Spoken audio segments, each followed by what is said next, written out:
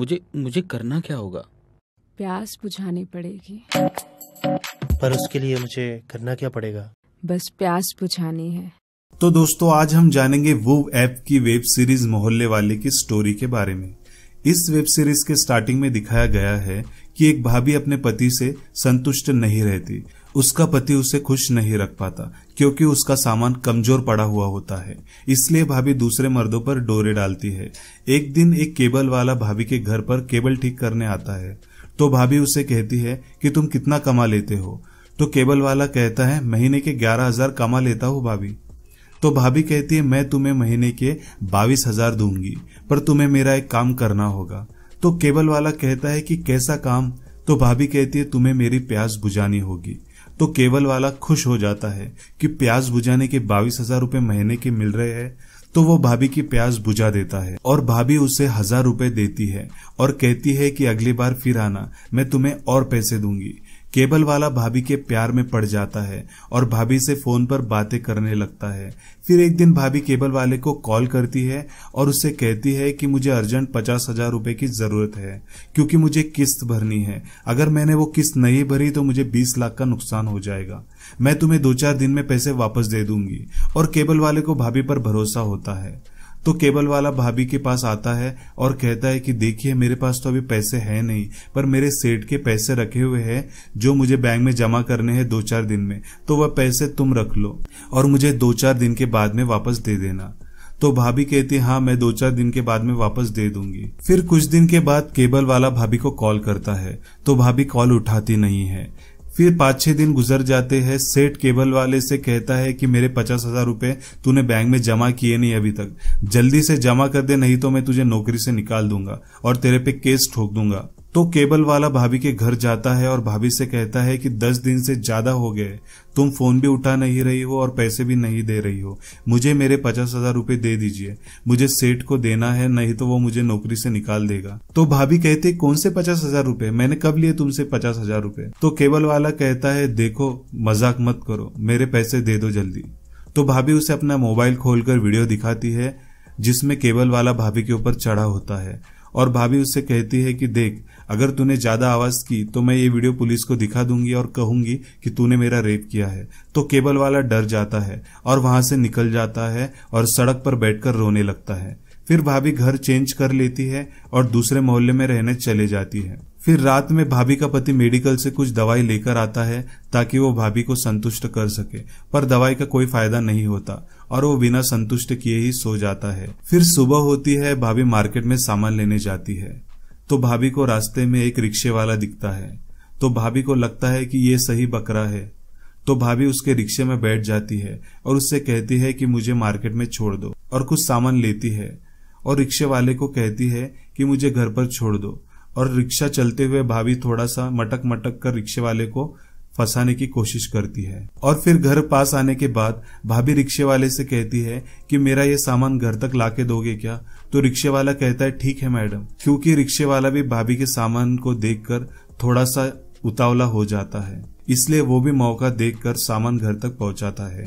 फिर भाभी उसे पानी देती है और कहती है कि कितने पैसे हुए? तो रिक्शे वाला कहता है 100 रुपए हुए, पर आप 50 ही दे दो। तो भाभी कहती है कि मेरे पास कैश नहीं है, पेटीएम कर देती हूँ। तो रिक्शे वाला कहता है कि कैश ही दे दो। उतने में भाभी का पति आ जाता है और भाभी से कहता है कि ये आदमी कौन है, घर में क्यों आ गया? तो भाभी कहती है कि ये रिक्शे वाला है, मैं सामान नहीं उठा पा रही थी इसलिए उसे घर पे बुलाया, 50 रुपए होंगे तो दे दो। तो भाभी का पति 50 रुपए देता है और भाभी रिक्शे वाले से कहती है कि कल 11 बजे वापस आना, मुझे कहीं जाना है। तो रिक्शे वाला कहता है, ठीक है मैडम, मैं कल 11 बजे पक्का आऊंगा, और फिर वो घर चले जाता है। तो रिक्शे वाले की बीवी कहती है कि बेटी के स्कूल से फोन आ रहे हैं, जल्दी से पैसे जमा कर दो, नहीं तो वो स्कूल वाले लड़की को स्कूल से निकाल देंगे। तो रिक्शे वाला कहता है, मैंने थोड़े बहुत पैसे जमा किए हैं, कुछ पैसे बाकी है, 2-3 दिन में जमा कर दूंगा। फिर रिक्शे वाला 11 बजे भाभी के घर जाता है। तो भाभी रिक्शे वाले से कहती है कि तुम बहुत अच्छे और ईमानदार इंसान हो और मेहनती भी हो, तुम मेरा एक काम करोगे तो मैं तुम्हारे रिक्शे की किस्त भर दूंगी। तो रिक्शे वाला कहता है, कौन सा काम? तो भाभी कहती है, प्यास बुझाने का काम, तुम्हें मेरी प्यास बुझानी होगी, मैं तुम्हारे रिक्शे की किस्त भर दूंगी। रिक्शे वाला तो झट से तैयार हो जाता है, उसे लगता है कि जन्नत देखने के भी पैसे मिल रहे हैं। तो रिक्शे वाला भाभी को अच्छे से लेता है और भाभी को संतुष्ट करता है। भाभी उसे 1000 रुपए देती है और फिर रिक्शे वाला भी भाभी के प्यार में पड़ जाता है और भाभी को जिधर किधर जाना होता है रिक्शे वाला भाभी को छोड़ते जाता है। फिर एक दिन भाभी रिक्शे वाले को कॉल करती है और कहती है कि मेरे पति का एक्सीडेंट हो गया है, मुझे अर्जेंट 30,000 की जरूरत है, तुम जल्दी से आओ पैसे लेकर, मैं बाद में तुम्हें पैसे दे दूंगी। रिक्शे वाला अपने बेटी के स्कूल की फीस भाभी को लेकर जाके देता है। भाभी उससे कहती है कि तुम हॉस्पिटल के बाहर ही खड़े रहो, ऊपर मत आओ, क्योंकि ऊपर मेरे सास ससुर आए हुए हैं, अगर तुम्हें मेरे साथ देखेंगे तो उल्टा सीधा समझेंगे। ऐसा कहकर भाभी वहां से निकल जाती है। कुछ दिन बाद रिक्शे वाला भी भाभी को कॉल करता है तो भाभी फोन नहीं उठाती। फिर रिक्शे वाला भाभी के घर पहुंच जाता है और कहता है कि मेरे पैसे दे दो। तो भाभी कहती है कि कैसे पैसे, मैंने कब लिए तुमसे पैसे? तो रिक्शे वाला कहता है कि मेरे बेटी की फीस थी जो मुझे स्कूल में देनी थी, पर तुम्हारे पति का एक्सीडेंट हो गया इसलिए मैंने तुम्हें अर्जेंट दिए, अब तुम मुझे वो पैसे दे दो। तो भाभी कहते तुम चुपचाप यहाँ से निकल जाओ, कौन से पैसे मुझे नहीं पता, अगर तुमने ज्यादा आवाज की तो मैं पड़ोसियों को चिल्ला कर बुला लूंगी और फिर पुलिस वालों को भी बुला लूंगी और कहूंगी कि तुम जबरदस्ती मेरे घर में घुसकर मेरा रेप कर रहे थे। तो रिक्शा वाला डर जाता है और वो भी वहां से निकल जाता है और सड़क पर बैठकर रोता है।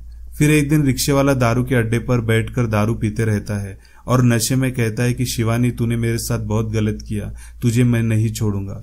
तो उसी अड्डे पर केबल वाला भी बैठकर दारू पीते रहता है। वो रिक्शे वाले की बात सुनकर उसके पास आता है और उसे मोबाइल में एक तस्वीर दिखाता है और कहता है यही शिवानी है क्या? तो रिक्शे वाला कहता है कि हाँ यही है वो, तुम इसे कैसे जानते हो? तो केबल वाला कहता है इसने मुझे चूतिया बनाकर 50,000 रुपए लूटे। तो रिक्शे वाला कहता है मुझसे भी 30,000 लूटे हैं, इसका मतलब हम दोनों भी चूतिया बन गए हैं। तो केबल वाला कहता है कि मुझे बस एक बार उसका घर पता चल जाए, तब मैं उसके ऐसे लूंगा कि वो जिंदगी भर भूल नहीं पाएंगी। तो रिक्शे वाला कहता है मुझे उसका घर पता है, पर वो बहुत चालाक और कमीनी औरत है, अपने को फंसा सकती है।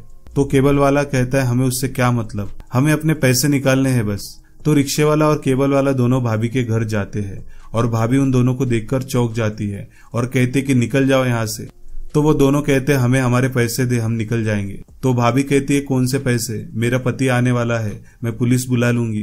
तो दोनों कहते हैं कि ठीक है बुला ले, उनको भी पता चलना चाहिए कि तेरी हरकतें क्या है, पति के बाहर जाने के बाद तू कैसे गुल खिलाती है दूसरे मर्दों के साथ और उनको लुबाड़ कर पैसे लेती है, उनको भी पता चलने दे तेरी सच्चाई। उनकी ये बात सुनकर भाभी की थोड़ी फट जाती है और वो किचन में जाकर चाकू निकाल लेती है और उनको धमकी देती कि निकल जाओ यहाँ से नहीं तो मैं तुम्हें मार दूंगी। और उन दोनों की और भाभी की हाथापाई होती है। उसी में भाभी रिक्शे वाले के हाथ पर घाव मार देती है और रिक्शे वाले के हाथ से खून निकलने लग जाता है। रिक्शे वाला भी गुस्से में भाभी के हाथ से चाकू लेकर उसका गला काट देता है और वो जमीन पर गिर जाती है। तो केबल वाला कहता है कि तूने ये क्या कर दिया, चल जल्दी से भाग चलते हैं यहाँ से। और वो दोनों वहां से भाग जाते हैं। फिर भाभी का पति आता है और अपने बीवी को ऐसे हालात में देखकर डर जाता है और बीवी का मोबाइल देखता है तो उसमें उसे वो वीडियो दिख जाते हैं जिसमें उसकी बीवी इन दोनों के साथ क्या मजे कर रही है, उसे पता चल जाता है। वो पुलिस स्टेशन जाता है और वो दोनों अपराधियों की कंप्लेन करता है। पुलिस वाले उन दोनों को पकड़कर जेल में डाल देते हैं।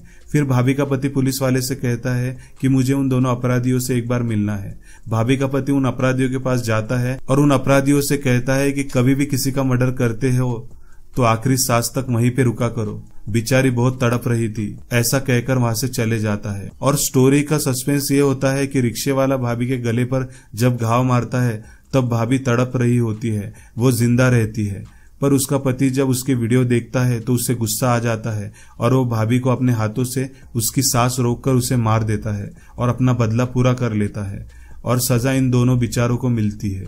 तो दोस्तों ये थी स्टोरी मोहल्ले वाली वेब सीरीज की।